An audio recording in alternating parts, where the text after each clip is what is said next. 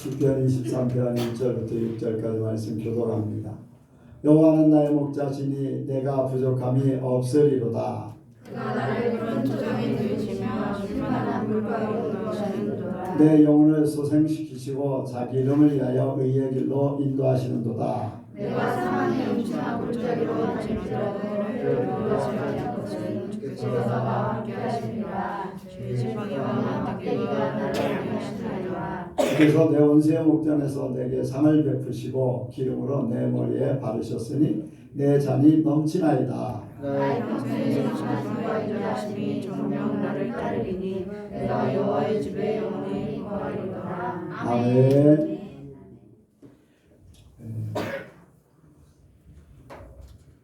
한번 인사합니다. 잘 오셨습니다. 예수님을 닮으시기 바랍니다. 알곡이 되시기 바랍니다. 이 시간에 나누는 시간입니다. 간증하실 분이나 질문하실 분 자유롭게 하시기 바랍니다. 예. 설교 말씀을 묵상하면서 이제 처음 시작하실 때 그 3대 절기에 대해서 말씀하셨잖아요. 예. 근데 이제 그 이스라엘 백성이 필수적으로 지켜야 될 절기다 그러시면서 이제 쭉 얘기를 하셨는데 그 백성들은 그 3대 절기를 의무적으로 지켜야 되지만 지금 저와 우리들한테 이제 적용해 보니까 하나님께서 주신 말씀을 우리는 필수적으로 읽고 지켜야 되는 그러한 하나님의 명령인 거죠. 그래서 그 말씀을 항상 묵상하다 보면은 그 말씀을 지키다 보면은 우리 교회가 항상 추구하고 예수님께서 원하시는 열매, 그 주일날 설교와 같이 열매 맺는 그런 삶이 되겠다 그런 이제 생각이 들면서 더 하나님의 말씀을 잡아야 되겠다 이제 그런 생각을 하게 됐고, 또 수요일날 전도사님이 성령님에 대해서 이제 설교를 하셨잖아요. 그래서 성령님께 계속 물어보고 하다 보니까 사소한 것도 이렇게 알려주셔서 찾게 됐다고 이제 하셨는데, 저도 그 출퇴근할 때 항상 우리와 항상 성령 하나님이 함께 계시지만 인격적이시잖아요. 그래서 항상 대우해드리고 성령님과 얘기를 하고 이렇게 인정해드리고 기도하면서도 계속 더 이렇게 그렇게 할 때 평상시보다 이렇게 더 가깝게 느껴지는 거를 저도 요새 계속 경험을 하거든요. 그래서 그런 부분이 참 중요하다 생각이 들어서 진짜 목사님께서 이제 차에서 제가 이렇게 기도한다고 할 때 차 안이 기도원이다 그러셨을 때 그 말이 참 맞는 것 같아요. 차 안에서는 아무 터치도 안 받고 성령님과 계속 동행할 수 있는 그런 중요한, 진짜 저만의 중요한 공간이라는 요즘 계속 그런 생각이 들거든요. 그래서 인격적이신 성령 하나님을 더 대우해드리고 인정해드리고 하는 그러한 시간들을 보내야 되겠다 그런 생각을 했어요. 예. 아마 출퇴근하는 시간에 집에 있다면은 그 정도까지 하나님과 함께 하려고 하는 그런 시간들이 되지 않을 수도 있어요. 뭐 짧게 한 20분, 10분 그런 기도 시간을 정해서 이렇게 오전 또 퇴근할 시간 같은 때는 거의 6시 넘어서는 거의 기도 시간을 많이 안 갖잖아요. 근데 어쨌든 출퇴근할 때 이렇게 하고 있는 것은 다른 세상 노래 듣지 않고 세상의 어떤 뉴스 듣지 않고 그렇게 다니면은 하나님하고 기도하는 시간을 충분하게 이제 갖게 되는 거죠. 더 집중할 수 있고 그게 더 어떤 면에서는 육신적으로는 피곤하고 물질적으로는 이제 소비가 되는 거지만 영적으로는 더 유익이 될 수 있습니다. 그래서 가까이에서 교회로 오는 사람들은요, 그냥 준비 시간이라든가 그런 것들이 굉장히 짧잖아요. 그런데 먼 데서 오시는 분들은 어쨌든 준비해야 되고 또 여기까지 오면서 이렇게 하나님 앞에 예배드릴 마음 준비를 충분히 하고 오는 거잖아요.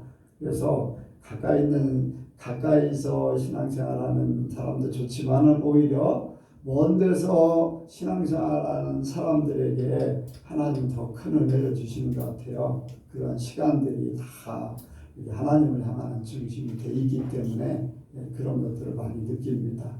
그래서 하나님과 함께하는 시간들을 많이 가질수록 더 복될 줄로 압니다. 이스라엘 백성들이 3대 절기를 지켜야 되는 것은 오늘날 같으면 이제 주일날 예배도 드리고, 근데 그때도 이제 회당이라든가 이런 지역 모임 같은 걸 초창기 때는 그런 거는 없었어요. 그 후에 유대인들이 회당이 있었고 이렇게 됐지. 초창기 때 가나안 땅에 처음 들어왔을 때는 그런 부분들이 거의 없었어요. 그러다 보니까 1년에 3차례 딱 모여가지고 하나님에 대한 의식을 더 새롭게 해서 평소에 살아가는 거잖아요.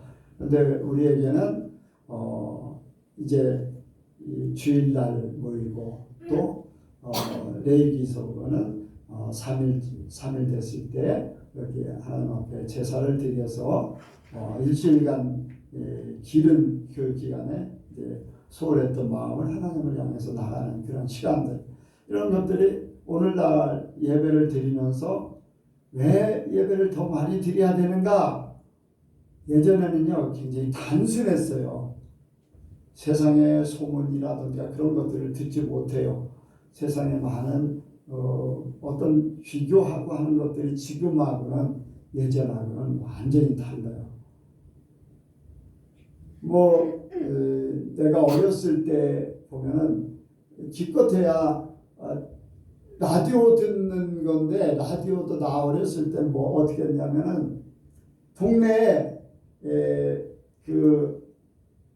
뭐라 그럴까요? 이장네 집에 라디오 같은 게 있어가지고 그걸로 해가지고 방송으로 이렇게 가끔가다 틀어준 그런 기억이 있어요.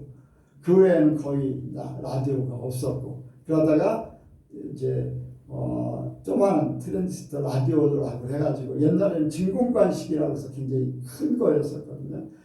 트랜지스터 라디오라고 해서 조그마한 것들이 생기면서 각 가정의 라디오들이 조금씩 보급되고, 그 다음에 TV가 보급되고 하면서 소식들이 빨라지고 외부 모든 것들을 막 보게 되고 듣게 되고 하니까 이렇게 된 거지. 옛날엔 단순했거든요. 그러니까 어떤 하나님의 말씀을 들으면 그걸 간직하는 게 굉장히 오래 갈 수 있었어요. 그런데 요즘에는 막 어때요? 오늘 말씀 듣고 예배를 드리고 하도 집에 가면 바로 다른 것들 접해요. 요즘에 어떻습니까? 스마트폰 때문에 그냥 누르기만 하면 금방 어디서든지 그런 시대가 돼버려서 예배를 자주 드리고 또 모이기를 힘쓰고 하나님 앞에 집중하지 않으면 금방 세상에 뺏겨버려요. 그래서 3대 절기를 지키는 것이 그들의 생명과 같이 우리가 예배를 드리는 것이 생명을 발휘해야 돼요. 말씀을 또 지키고 읽고 지키는 것도 생명으로 발휘해야 돼요. 안 그러면 나도 모르게 세상에 금방 뺏깁니다. 보여지는 거, 들려지는 게요. 언제 내가 거기에 쏠려 있는지 모를 정도로 그런 시대가 되어버렸어요. 특히 젊은 사람들은 더 하잖아요. 거기에 집중력이 있어가지고. 그러니까 말씀 지키는 거, 예배 드리는 거 생명으로 하는 사람이 복됩니다. 그렇게 하시기 바랍니다. 또 다른 분요. 예. 저의 죄와 허물을 깨닫게 하시는 하나님 아버지께 감사와 영광을 올려드리고요.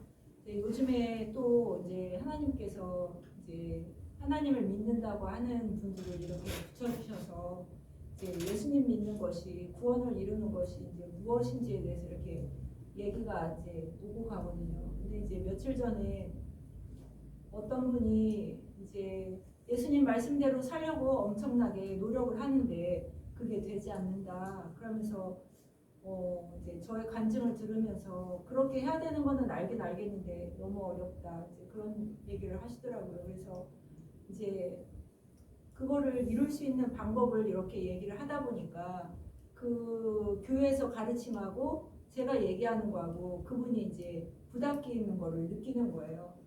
그러면서 나중에는 그분이 그러면 우리 담임 목사님이 잘못된 거냐. 그렇게 하면서 더 이상 듣고 싶지 않다. 이제 그렇게 얘기를 하시더라고요. 그래서 제가 그분이 비난하기 위한 것이 아니라 우리는 진리를 알아야 되기 때문에 옳고 그름은 구분해야 된다. 나는 그거를 얘기를 하는 것뿐이다. 이제 그렇게 얘기를 하고 헤어졌는데 이제 그분이 하시는 말씀이 또 뭐냐면은 우리 목사님이 교회가 몇 개인데 우리 그렇게 큰 교회 담임하시는 목사님인데 얼마나 훌륭한데 그분이 우리를 잘못 가르치실 리가 없다는 거예요. 그래서 그분은 이제 너무 순수한 눈으로만 바라보기는 하는 거지만 말씀을 들어보니까 성경을 제대로 알지도 못하고 아버지의 뜻을 잘 구분을 못하고 이제 그러고 계시는데 어쨌든 하나님 말씀을 이뤄드리고 싶은 소망은 있고 그래서 이제 가르쳐 드리는 건데 이게 정과 욕심을 버리지를 못하니까 결국에는 이게 거부를 하게 되고 나의 간증은 참 감동적이지만 좀 부담스럽다 그렇게 얘기를 하더라고요. 그래서 가고 나서 정말 마음이 아프더라고요. 너무나 내가 해줄 수 있는 게 이제 정말 하나님이 하셔야지만 되는 일이지 나는 전하는 것뿐이잖아요. 그래서 한동안 마음이 너무 먹먹하고 너무 안타깝고 근데 이제 주변에 이렇게 얘기하다 보면 교회 다닌다라는 분들이 많은데 다들 마지막 때라는 생각을 너무 안 하고 살고 그냥 세상 사람들과 구분되어지지 않고 그냥 똑같이 그렇게 살아가는 모습을 보면 알려주려고 해도 들으려고도 안 하고 그런 거 보면 정말로 하나님이 마지막 혼인잔치 때 초대했을 때 이들이 응하지 않으니까 결국에는 길 가는 행인들을 부르시는 것 같은 그 말씀이 자꾸만 생각이 나서 더 마음이 아프고 그러는 나날이었습니다. 어쨌든 그럼에도 불구하고 나를 깨닫게 하시고 날마다 흠먹고 정먹게 하시는 하나님께 감사의 영광을 올려드립니다. 아멘. 옛날에 예수님 당시에도 그랬고 현재도 마찬가지거든요. 사람들이 진리를 이야기하면 이제까지 자기가 가지고 있는 것을 포기하지 못하기 때문에 그거를 받아들이지 못해요. 또 살지 못하기 때문에 받아들이지 못하는 거죠. 예수님 당시에 대제사장이나 바리새인, 서기관, 또 장로들 이런 권위, 또 유명한 아니면은 기존의 어떤 몸에 밴 이러한 교육받아왔던 이런 것들 때문에 쉽게 예수님을 받아들이지 못했어요. 지금도 아까 이제 얘기 중에 우리 교회는 큰 교회요, 훌륭한 목사님이다, 막 그런 얘기를 하고 그럴 리가 없다 얘기를 하고 있잖아요. 그런데 하나님 말씀을 전하면 그게 맞긴 맞다라고 하잖아요. 그런데 못 살기 때문에 더 이상 듣고 싶지 않아요. 왜? 그 말을 들으면 찔리거든요. 그 말을 들으면 안 지키면 내가 문제가 되는 걸 알아요. 그래서 예수님도 또 이사야 선지자도 외친 거예요. 하나님께서 그렇게 하라고 외쳤거든요. 너는 이사야 선지자에게는 그렇게 하라고 했어요. 듣기는 들어도 깨닫지 못하게 하고 보기는 보아도 알지 못하게 하라.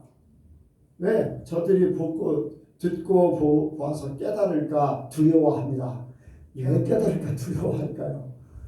깨달으면 지켜야 돼요.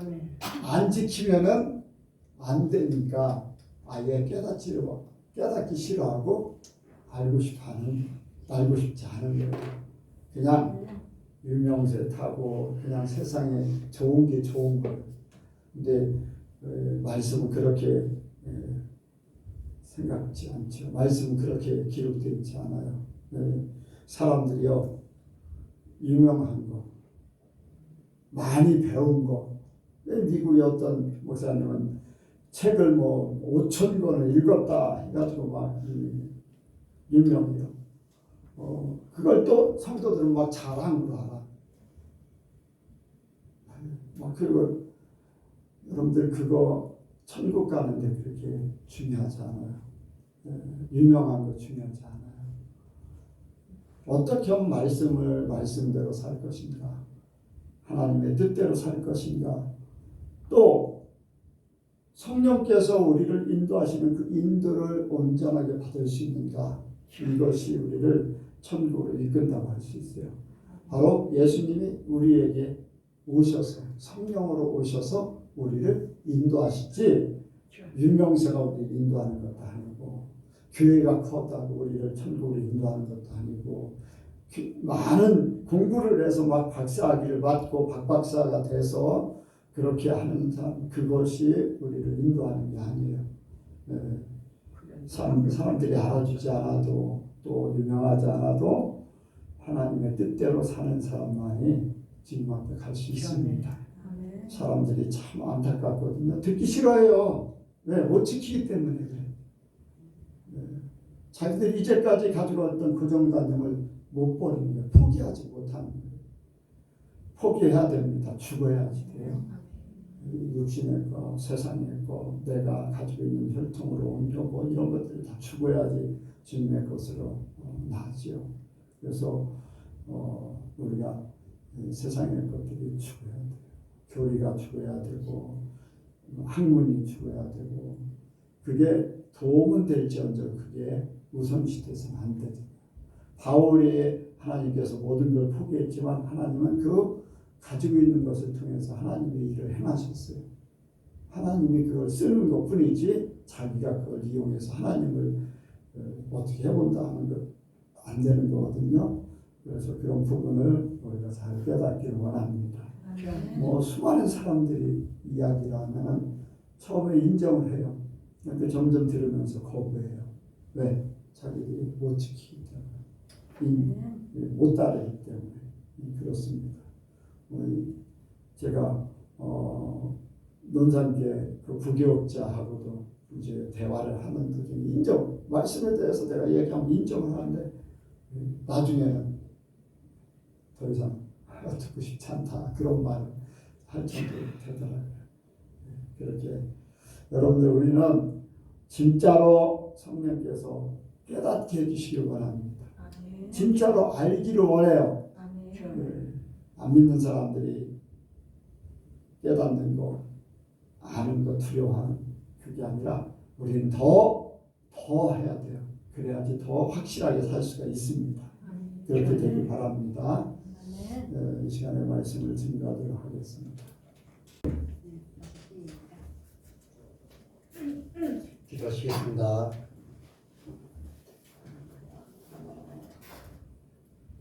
우리의 목자 되신 하나님, 우리를 사랑하셔서 그 아들 예수 그리스도 우리에게 보내주심을 감사합니다. 그 사랑을 우리가 알기에, 그 사랑을 우리가 삶에서 느끼기에 주님을 예배하며 주님을 찬양합니다. 주님, 우리가 더 그 사랑을 우리 삶에서 더욱 깨달으며 더욱 주님을 사랑하게 하여 주시옵소서. 주님, 이 시간 주님의 말씀을 듣습니다. 주님을 더욱 사랑하기에 주님의 말씀을 듣습니다. 우리에게 성령님께서 더욱더 말씀을 깨닫게 하여 주시옵소서. 감사드리며 예수님의 이름으로 기도했습니다. 네, 오늘 우리에게 주신 하나님 말씀의 제목은 여호와는 나의 목자시니입니다. 같이 하시겠습니다. 여호와는 나의 목자시니. 여호와는 나의 목자시니. 여호와는 나의 목자시니. 여호와는 나의 목자시니. 네, 오늘날 이 세상은 바로 마귀의 지배 아래에 있는데 이 세상은 나이마다 갈수록 각박해져 가고 살기가 힘들어집니다. 그렇기 때문에 이 세상 사람들은 이 각박한 세상 속에서 자기가 생각하는 그러한 행복을 찾기 위해서 힘들게 살아가고 있습니다. 그리고 그리스도인들조차도 이러한 세상을 살아갈 때 힘들 때가 있습니다. 하나님이 안 계시는 것 같기도 하고 또한 너무나 힘들어서 내일이 차지하지 않았으면 하는 그런 순간들도 있습니다. 하지만 우리의 목자이신 하나님께서 우리를 그냥 결코 내버려 두지 않으십니다. 우리를 언제나 지켜보시며 우리의 그 앞길을 하나님께서 계획하신 그 하나님의 선하시고 인자하신 가운데 우리를 위해 계획하신 그 길을 통해 그 길을 따라 우리를 인도하심을 믿습니다. 그러한 목자이신 하나님 안에서 우리 성도 우리는 어떠한 삶을 살 수 있는지에 대해서 오늘 본문을 통해 알아보기를 원합니다. 첫 번째로 하나님 안에서 우리는 참 안식을 누립니다. 2절 말씀에 그가 나를 푸른 초장에 두시며 쉴만한 물가로 인도하시는도다. 이 구절에서 푸른 초장은 신선하고 부드러운 풀이 난 목장으로 그곳에서는 편히 누워서 휴식과 안락함을 취할 수가 있습니다. 또한 물가, 이 물가에서도 여기 참 쉼을 누릴 수 있다고 말씀을 하고 있습니다. 쉴만한 물가로 인도하시는도다. 우리의 목자신 하나님을 우리가 따르면, 그의 인도하심을 우리가 인정하고 따르면은 우리는 그분께서 주시는 그분의 그분으로부터 나오는 참된 안식과 쉼을 누릴 수가 있습니다. 양은 그 목자의 인도함 안에서, 그 목자의 품 안에서 최고의 안식과 최고의 쉼을 누릴 수가 있습니다. 하지만 양이 그 목자의 그러한 인도함이 싫어서, 그 구속받는 것이 싫어서 그 목자를 떠나 양의 무리를 떠나 자기의 원하는 대로 자기의 살 길로 이렇게 간다면 그 삶은 어떨까요?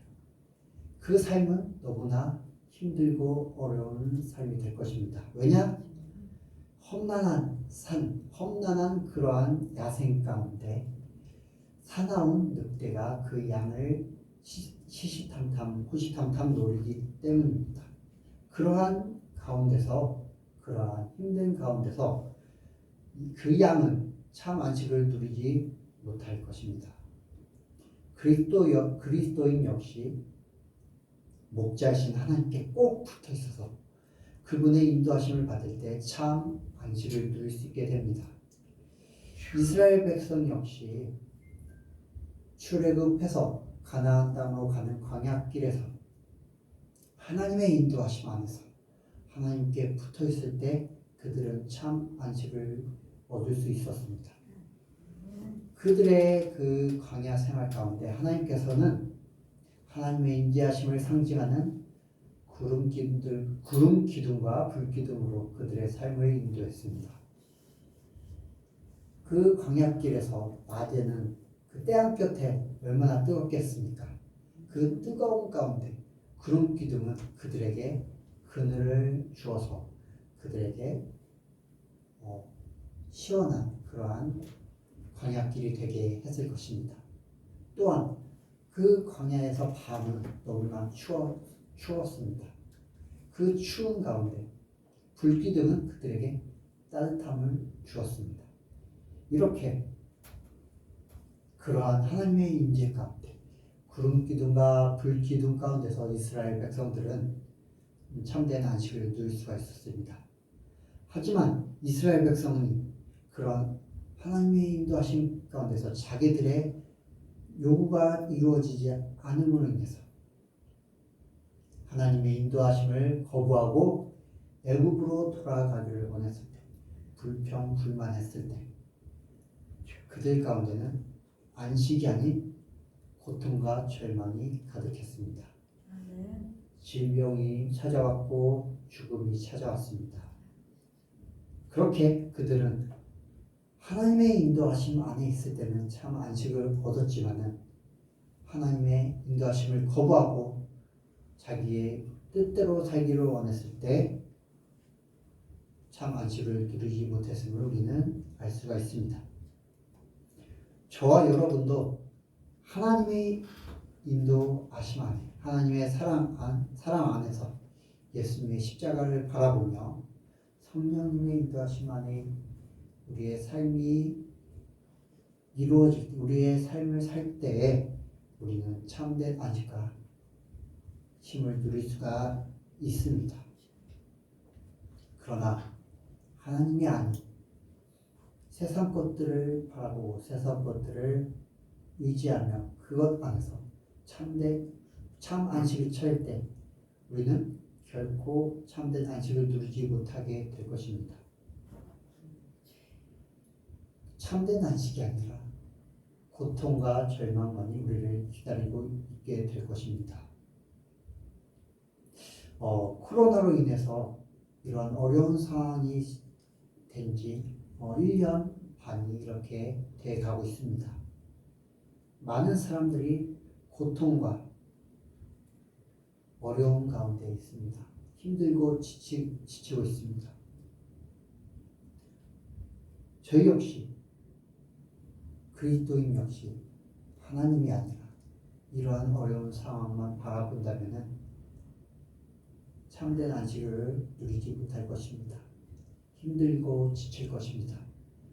그럼에도 불구하고 하나님의 아들 예수 그리스도로 인해서 구원받은 저와 여러분은 우리의 목자 되신 하나님 안에서 참된 안식을 누릴 수가 있습니다. 왜입니까? 하나님께서는 우리에게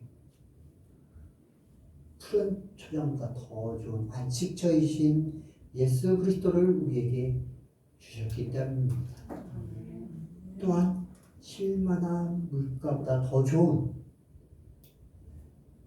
영원히 끊이지 않는 생명수이신 예수 그리스도를 우리에게 주셨기 때문입니다. 마르지 않는 그 생명수이신 예수님을 우리에게 주셨습니다.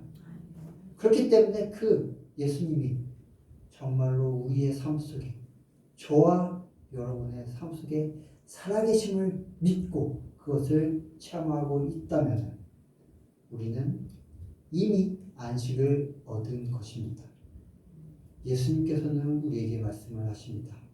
수고하고 무거운 짐진 자들아 다 내게로 오라. 내가 너희를 쉬게 하리라. 나는 마음이 온유하고 겸손하니 나의 멍에를 메고 내게 배우라. 그러면 너희 마음이 힘을 얻으리니 이는 내 멍에는 쉽고 내 짐은 가벼움이라 하시니라.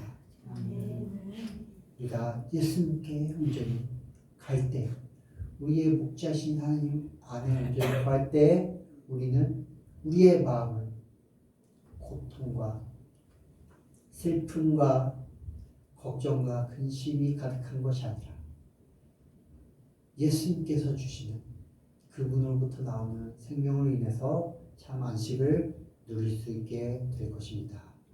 두 번째로 우리는 고난 속에서도 하나님을 바라봅니다. 4절 말씀에 내가 사망의 음침한 골짜기로 다닐지라도 혀를 두려워하지 않을 것을 주께서 나와 함께 하시느라. 주의 지팡이와 막대기가 나를 안위하시나이다. 이렇게 말씀을 하고 있습니다.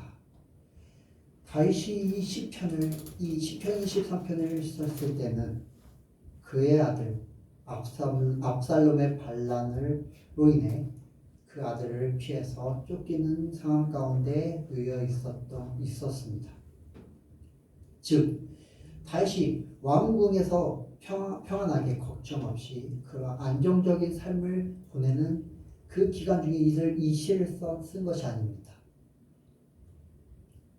다윗이 어려운 가운데서도 하나님을 고백하며 하나님께 감사하는 이러한 시를 썼던 것입니다.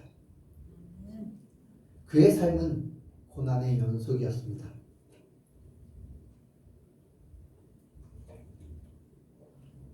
사울 왕에게 단점으로 죽을 뻔하고 또한 그러한 사울 왕에 의해서 도망 다니고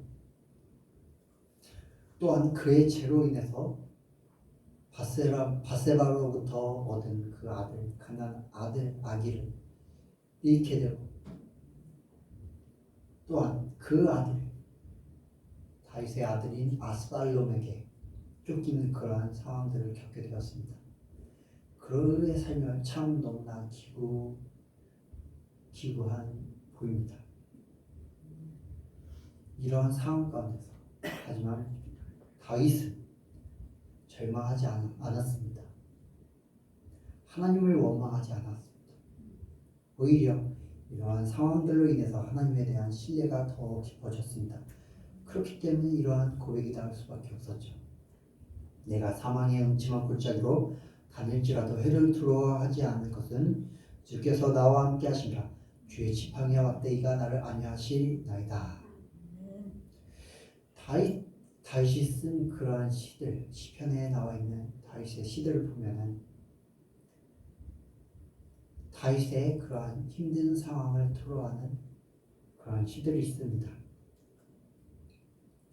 하지만 처음에는 그러한 이렇게 내용들로 시작하지만 마지막에는 하나님을 고백하는, 하나님의 선하심을 고백하는, 하나님께 감사하는 그러한 내용들로 마치는 그러한 시들입니다. 즉 다윗은 고난과 힘든 상황 가운데서도 하나님을 향한 믿음이 더욱 자라게 되고 결국에는 여호와는 나의 목자시니 내게 부족함이 없으리로다 라는 이러한 고백을 하는 그러한 믿음의 고백을 하게 되었습니다. 다윗 말고도 고난과 어려움 가운데서 그 후에 하나님에 대한 믿음을 고백하는 그런 고백을 하는 인물들이 또한 있습니다. 바로 요셉과 사도 바울입니다. 요셉은 어렸을 때 아버지로부터 이쁨을 독차지했습니다. 사랑을 독차지했습니다. 그러한 요셉이 갑자기 형들에 의해 애굽의 노예로 팔려갔을 때 그의 심정은 어떠했을까요? 절망 가운데 빠졌을 것입니다. 또한 자기는 죄를 짓지도 않았는데 억울하게 감옥에 갇히게 되었습니다. 얼마나 그의 마음이 힘들었을까요?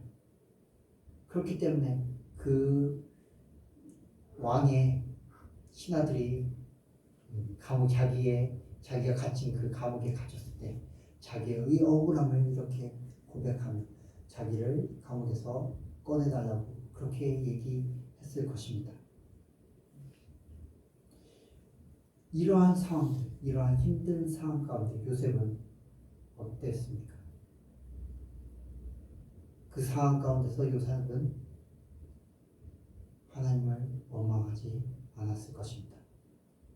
절망하지 않았을 것입니다. 그렇기 때문에 그의 고백은 형들 앞에서 하나님의 인도하심을 고백하는 그러한 고백하는 그러한 순간을 맞이하게 되었습니다. 어떻게 이런 고백이 나오게 됐을까요?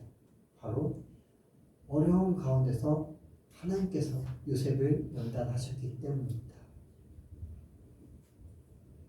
사도 바울 또한 온갖 고난과 역경 속에서 이런 고백을 하였습니다.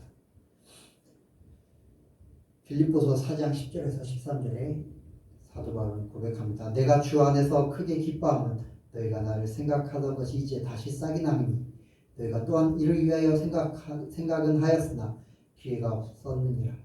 내가 궁핍함으로 말하는 것이 아니라 어떠한 형편에든지 내가 자족하기를 배웠느니 내가 비천에 처할 줄도 알고 풍부에 처할 줄도 알아. 모든 일에 배부르며 배고픔과 풍부와 궁핍에도 일체의 비결을 배웠노라. 내게 능력 주신 자 안에서 내가 모든 것을 할 수 있느니라. 사도 바울은 예수 그리스도를 전하는 가운데 매도 맞고 죽을 위기에도 수도 없이 처했습니다. 그러한 가운데서 사도 바울은 일체의 비결을 배웠다고 고백을 하고 있습니다. 내게 능력 주신 자 안에서 내가 모든 것을 할 수 있느니라. 지난주 목사님의 설교 가운데 천국 백성이 온전히 되기 위해서, 천국 백성은 온전히 살 수 있기 위해서 하나님께서는 교회에게 광야의 훈련을 시키신다고 말씀을 하셨습니다. 믿음의 고백은 평안한 가운데서 온전치 못할 수 있습니다. 고난 가운데서 또한 어려움 가운데서 또한 죽을 위기에 처한 가운데서 흘러나오는 믿음의 고백이 참된 고백이 될 수 있습니다. 저와 여러분도 하나님께서 정금 같은 믿음의 고백을 위해 삶의 순간순간마다 고난의 그러한 순간들을 우리에게 이렇게 놓게 우리의 삶 앞에 놓게 하셨을 것입니다. 그때마다 염려하거나 좌절하거나 또한 절망하거나 하나님을 원망하는 것이 아니라 저와 여러분을 향하신 하나님의 그 선하심을 바라보며 믿음으로 승리할 때 다윗과 요셉과 바울 같은 고백을 하게 될 줄 믿습니다. 나의 시선으로 나의 앞에 놓인 그런 순간들을 바라보게 되면 부정적이게 되고 원망하게 되고 절망하게 될 것입니다. 하지만 하나님의 관점으로 바라볼 때, 하나님의 관점으로 나의 삶을 바라볼 때 하나님께서 계획하신 그 선하심을 바라보게 될 것이고 그 끝에 우리에게 주어진 그 최고의 것을 바라보게 될 것입니다. 그렇게 되면 고난과 환난 뒤에 우리는 여호와는 나의 목자시니 내게 부족함이 없으리로다라는 그러한 고백이 우리의 입에서 흘러나오게 될 줄 믿습니다. 하나님은 우리가 어떤 상황 가운데서라도 목자신 하나님께 꼭 붙어있기를 원하십니다. 그 안에서 참된 안식을 누리기를 원하십니다. 또한 삶의 모든 순간에서 하나님의 인도하시는 그 손길, 하나님의 손길을 느끼기를 원하십니다. 하나님은 우리에게 모든 것을 주셨습니다. 바로 그 아들 예수 그리스도를 우리에게 주셨기 때문입니다.